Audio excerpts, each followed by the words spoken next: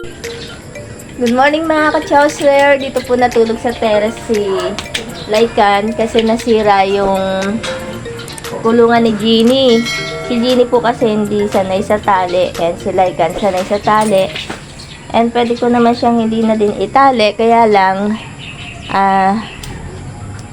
hindi pwedeng hindi itatali kasi palaging may tao dito sa terrace and natatakot kasi kay Lycan. Akala naman nangangagat si Lycan. Hindi naman nangangagat dun si Lycan. Ayan, Lycan, wait. Anak, wait. Dali lang. Ayan, nakarinig siya ng pandesal. Ayaw, kayo makuha. Dali lang, nak. Wait lang. Ayan natin talim. Sige, mamaya na lang. Pupupo ka na. At, ayan. Si Lycan po sa labas ko paiihiin.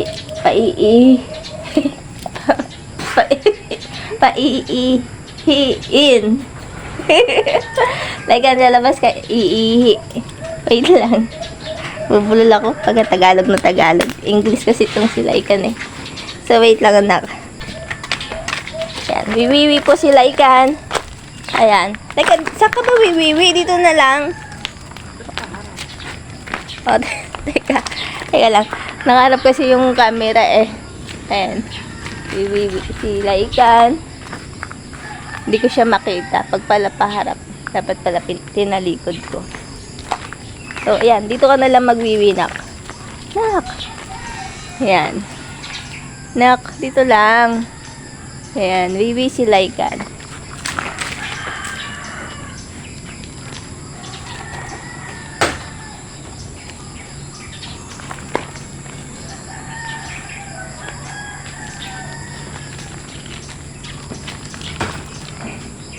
Yan, nawiwi na si Lycan. Very good siya kasi hindi siya nagwiwi sa terrace. So, yun. Yan. Okay na, Lycan? Lycan. Balik na tayo. Lycan. Ayan, magpupupo naman ngayon si Lycan. Ayan, dadakutin ko na lang siya mamaya. Ayan. Lycan. Huwag dyan. Pagagalitan tayo dyan. Dito lang. Ayan, sige. Diyan ka na lang magpupo. Ayan. Basta yung lupa. Lycan, dyan na lang. Lycan, ano ka na lumayo? Basa yung damo. Dito lang. Diyan ka na lang magpupo. Ayan. Gusto ni Lycan sa malayo pa magpupo. Ayan. Lycan. Daddy tatawagin na ako ng daddy mo kasi lalabas yon. Ayan. Ayan, nako. Lumayo pa tayo ng napagkalayo. Ito na lang, nak. Ayan.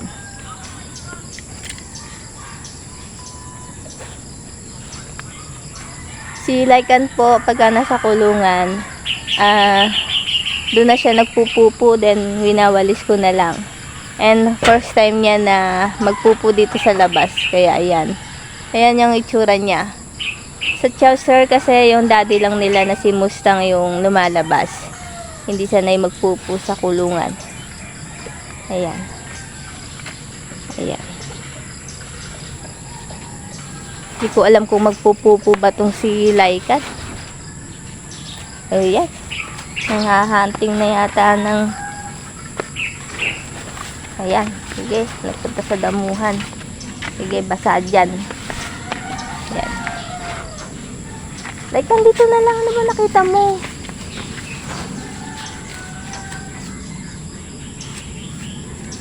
Ayan. Very good. Nagpupo na si Lycan. Ayan. Ayan, sa damuhan siya nagpupo. Ayan ka, very good si Lycan, no? Bali, sasanayin ko po si Lycan na ganyan. Ilalabas ko siya every morning. And sasanayin ko na rin na sa terrace na lang siya. And kagabi, ayun nga, tinali ko muna siya. Kasi, palaging na-open yung gate. Mahirap na din kasi baka makawala siya. And dati kasi ng baby siya, sanay naman din siya sa tali. Ang di lang sanay sa tali talaga si Genie. Eh, yung kulungan ni Genie yung nasira, hindi naman yung kay Lycan. So, pinagpalit ko lang sila. So, ayan lang mga ka-chowster. And mamaya, bibidyohan ko ulit tong si Lycan kung ano yung gagawin. So, be continuous na lang po. And magkakape muna ako. Ayan, nasa na si Lycan. Ayan. Ayan si Lycan. Lycan, come here. Go inside. Ayan mga ka-chowster, pinalabas ko na si Mustang. And mamaya bibidyoan ko siya. Pusa po siyang babalik mamaya. Ganyan pong kabait si Mustang. Mga ka-chowster, magkakape muna kami ni Lycan. Lycan, tingin ka. Ayan. Kakape na po kami ni Lycan. Ayan, malaki po yung aming kapihan kasi hati kami. And ayan, si Lycan, ayaw niya ng mainit na kape. So, balik titiran ko na lang si Lycan ng kape. And first time ni Lycan na magkakape dito sa terrace. Ayan. Kasi nagbi-breakfast din to minsan eh. So, ngayon hindi siya magbi-breakfast, magko-coffee lang siya. Lycan! Lycan! Lycan! Lycan? Very good na Lycan. Sa labas na yan nagwiwi, tsaka nagpupo. Very good Yan, mga ka-chowster, magkakape lang muna kami ni Lycan. And mamaya bibidyoan ko siya. And pati na din si Mustang, bidyoan ko mamaya. Bali, hindi ko siya tatawagin. Nasa labas siya ngayon eh. Doon siya sa may kalsada nagpupunta. And aalugin ko lang yung pagkain niya mamaya and babalik na siya. Basta narinig niya yung alog ng pagkain niya, ayun, automatic tatakbo na yung pabalik. Pero minsan, pag nakakalimutan ko, pusa naman siyang bumabalik. Mapapansin ko na lang na andito na pala siya sa terrace. So, ganun ka talino po si Mustang, hindi siya talaga mawawala. And wala naman ding kayang humawak kay Mustang kasi si Mustang moody. So, minsan masungit, minsan naman mabait. So, ayun. Kaya maraming natatakot kay Mustang. And, ayan mga ka-chowster, mamaya na lang po ulit. To be continue. Mga ka-chowster, ayan na po ang daddy. Hindi ko na siya nabidyoan kasi ang bilis. Andito na agad sa terrace. Daddy, tatawagin pa lang kita. Dad. Daddy. Ba't ang aga mong umuwi? Dito ayan, nagagalit ayan, masugit tong si Lycan. Hindi sila pwedeng magsama ni Lycan, sarado natin yung gate. Daddy, hindi, nandito si Lycan. Mag-away kayo. Maya na lang, daddy, maya ka na lang pasok. Daddy, maya ka na lang pasok, okay lang, diyan ka muna sa labas. Standby ka lang dyan ha. Andito kasi si Lycan. Daddy, huwag ka nang umalis, nagtampo ka ba? Daddy, huwag na magtampo. Magbe-breakfast ka din mamaya. Dito kasi si Lycan. Mga ka-chowster, hindi ko pa po kasi natatry magsama si Lycan tsaka si Daddy Mustang. And may posible kasi na mag-away sila. Yan, kasi may ugali din kasi itong si Lycan. Ayan. Lahat naman sila may ugali. Pag wala ng camera, tatapang. Ayan. Kala mo anong bait. Pero napakatatapang po ng mga to, sobra. Pag to nangagatong si Mustang, naglalak po yung kanyang bibig. So, yun. Kaya mahirap. Siguro, sasanayin ko muna. Ayan. Kasi kanina inangilan siya ni Lycan eh. So, ayan. Then, ganyan si Mustang kasi every time na pinapalabas ko, dito diretso niya sa terrace and nagtatambay muna siya dito sa terrace. Tapos saka ko breakfast. So, yan lang muna mga ka-chowster. Busin ko lang muna yung kape namin ni Lycan kasi lalamig. Hindi kasi ako umiinom ng malamig na kape. So, ayan. Nagkakape muna kami ni Lycan. Daddy, yan ka lang. Huwag ka munang alis, ha. Daddy, layo ka doon. Doon ka. Baka mag-abot kayo ni Musti. Ano, Lycan. Teka lang, Lycan. Sasalin ko pa. Wait lang. Mainit pa eh. Oh. Ay, mga ka-chowser. Nagkakape na po si Lycan. And, ayan. Hati kami dun sa kape. Medyo mainit pa po. Kaya lang, ayun. Gusto na ni Lycan na magkape. Ayan. And si Daddy Mustang andito na din. Pinapasok ko kasi naawa ako pag nandun siya sa labas. So, ayan ang Daddy. Ayan. Daddy. Huy, ano ginagawa mo?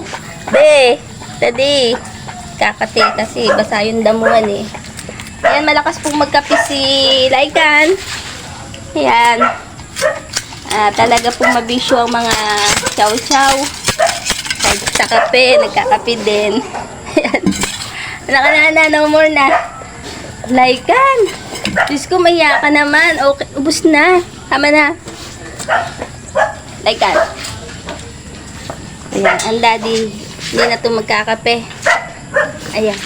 Daddy, magbe-breakfast ka na lang. Breakfast na lang yan, ha. Mga ka-chowster, tapos na po kaming magkape ni Lycan. And kahit mainit, ayan, nagkape na po si Lycan. And maya-maya, magbe-breakfast naman to. Ayan, mabisyo to si Lycan. Nagkakape. And ayun ang Daddy. Ayan, pinapasok ko si Daddy. Kasi, ayan si Lola, nagkakape na din. Ayan. Ayan, ito lang po ang routine namin sa umaga.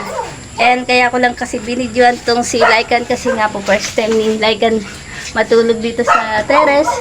So, ayun. Ayan. Lycan. Gusto pa ni Lycan magkape. Gusto pa magkape? Simpla ang pagkakape? Ha? Lycan. Daddy!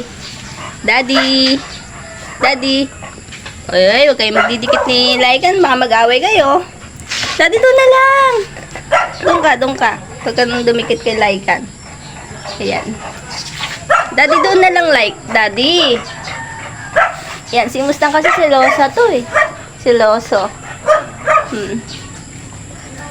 Ayan. Daddy, doon na lang. Ayan, pero parang feeling ko okay naman sila ni Lycan na magkasama. Hindi sila nag-aaway. Diba, Lycan? Ayan, si Lycan. And Daddy. Ayan, di magkamukha si Lycan at saka si Daddy Mustang. Si Lycan kasi lion type and si Daddy bear type. Ayan. Ayan lang mga ka-chowster ang aming content ngayon. Maraming salamat po sa inyong panonood. God bless.